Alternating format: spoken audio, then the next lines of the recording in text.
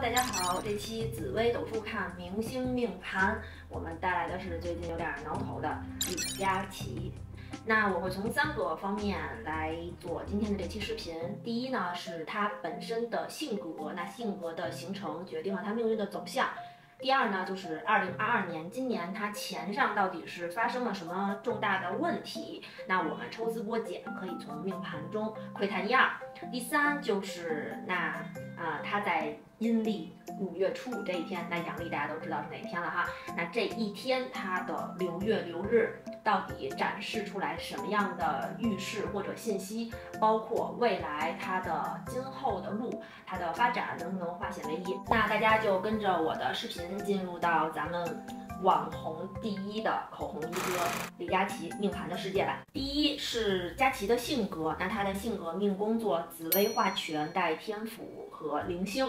那我们先看紫微跟天府2颗星星啊，这是一个小的知识点，分别是紫微星系和天府星系的老大啊，他们是2个星系的头头。那紫微星的特质，在上一期做邓伦的视频的时候，我有给大家讲到，对吧？它是一颗尊星，然后并且呢，主导性会非常强。那同样天府星呢也很稳定，也是一个头头的样子。那这2颗星星同时放在自己的命宫，其实我能知道他的格局、眼界以及想做的事情远超其他的网红。那为什么他能成为大头部？我觉得跟他本身的性格也是有关系的。那子府的人呢是非常非常有能力的，他会有能力去解决一切问题。那包括说遇到一些风波的时候，紫微跟天府2颗星星也是可以解厄的。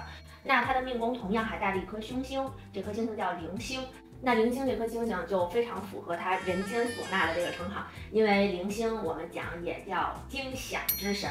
那其实我看过很多明星，他唱歌非常好听，或者有一些主持人啊，他说话非常好听，其实都跟铃星这颗星星有关系。好，那我们再看一下他外在对所有人他的迁移宫的样子。他的迁移宫是七杀、文曲、左辅、化科这3颗星星。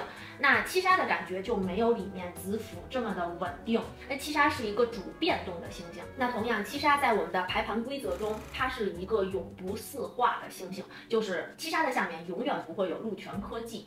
那如果没有的话，其实也代表了一种稳定，它是一种变动的稳定那带了文曲这颗星星呢，其实佳琦有时在直播间的时候感觉很温柔，然后呢带有一种情绪的提供。因为我觉得他的成功不单单只是说能力或者是带货，主播那么多，他能出来能让这么多女粉丝去喜欢，其实是有文曲的功劳的。那他在直播间可能会说美们快下单吧，或者说大家最近怎么样啊，工作累不累啊？其实这些他对外的手段其实都是七杀加文曲的一个作用。带了左辅呢，也有贵人相助外出运非常好的这样一个迹象出现。所以我来总结一下，它整体对外和内在的这个状态就是内稳外动，外面是很灵动并且很情绪化的，但是里面自己要做什么事情，自己的格局又很稳，一步一步其实是很扎实的走到现在的。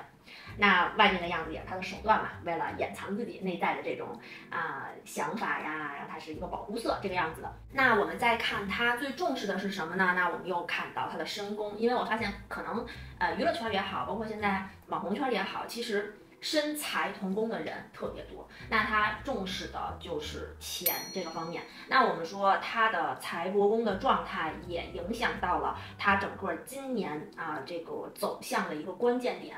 好，那我们说第2个，他2022年钱上到底出了什么样的问题啊？大家看他的财帛宫也是他的身宫，就是他最重视的钱财的这个位置。在他本命出发，财帛宫是武曲庙化忌，那是武曲里面最亮的庙这个非常非常旺盛的这个状态。那他的财星做财帛宫，同样又是他的身宫，这个真的是很好很得位。但是呢，他的生年引发了武曲的化忌，同样还是忌的这个问题。忌这个字大家可以看。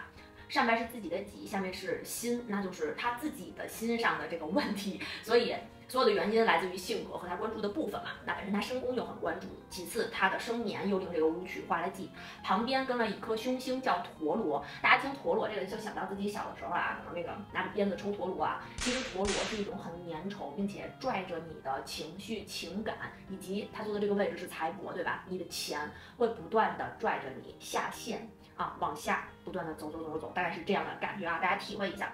好，那他一个这么重视财的人，然后那他的财帛宫如果没有化忌，没有陀螺的话，那肯定是有大财的。那同样他现在也很有钱，对吧？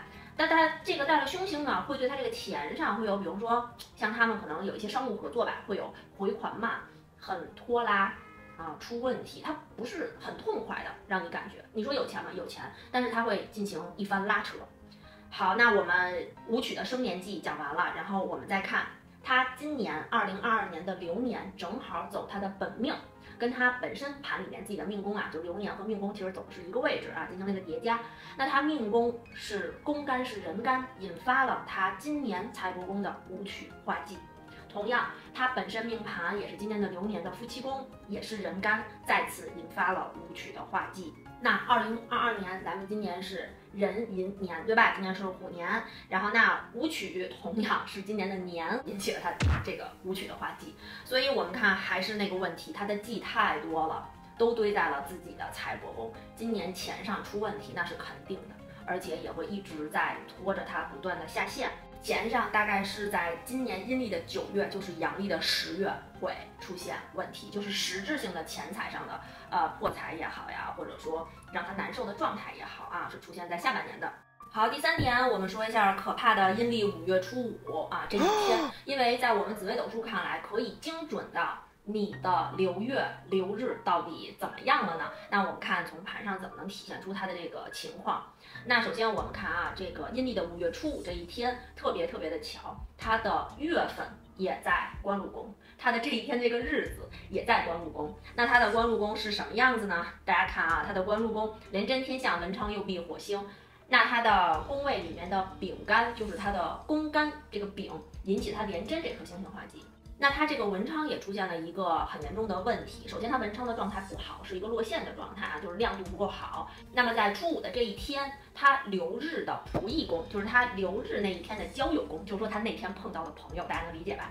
引发了他当天的文昌化了忌。那我们讲说文昌本身是主很正统的东西主这个它与文曲星和文昌星本身是一个相辅相成的。那文昌主要主正统，那文曲主要主一些文艺其他方面的。那文曲星放在它迁移的那刻，刚才前面我讲到，那它文昌星一旦出现问题，就会出现一些不正的情况出现。那这个东西不正是从哪里来的呢？是从它的仆役宫来的。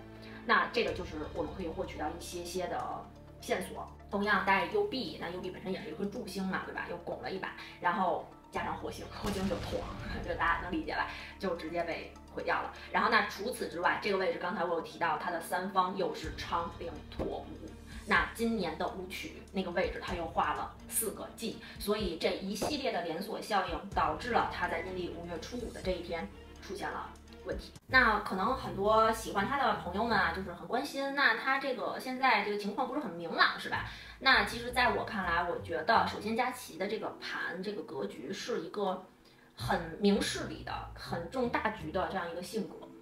虽然说他可能在钱上会很关注，但是呢，他的性格不糊涂。这个人是一个很聪明的人，他不是一个说容易受到外界的影响的这样一个性格。